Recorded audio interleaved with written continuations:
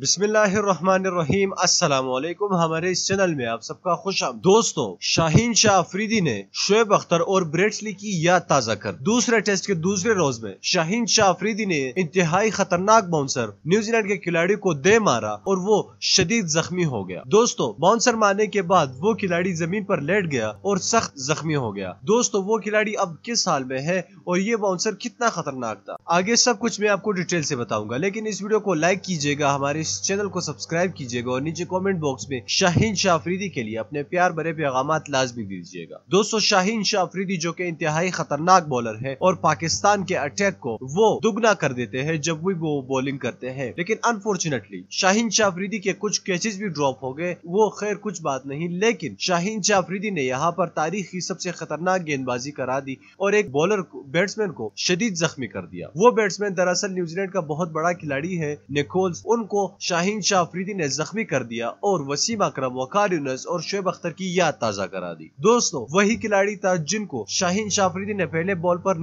Out कर दिया, फिर अंपायर ने उस बॉल को नो बॉल करार दे दिया। लेकिन शाहीन शाह अफरीदी ने अगले ही ओवर में उस खिलाड़ियों को खतरनाक तरीन बाउंसर दे मारा और वो खिलाड़ी जख्मी हो गया। दोस्तों, शाहीन शाह अफरीदी एक निहायत ही अच्छे बॉलर है और पाकिस्तान के बॉलिंग अटैक में वो अपना फर्ज बखूबी निभा रहे हैं। दोस्तों, शाहीन शाह अफरीदी के लिए इस वीडियो को लाजमी लाइक कीजिए, हमारे इस चैनल को सब्सक्राइब कीजिए और नीचे कमेंट बॉक्स में हमें अपने प्यार भरे पैगामात लाजमी दीजिएगा। इस वीडियो को लाजमी लाइक कीजिए। मैं मिलना चाहूंगा आपसे अगले वीडियो में, तब तक के लिए इजाजत दीजिएगा। अल्लाह हाफ़िज़।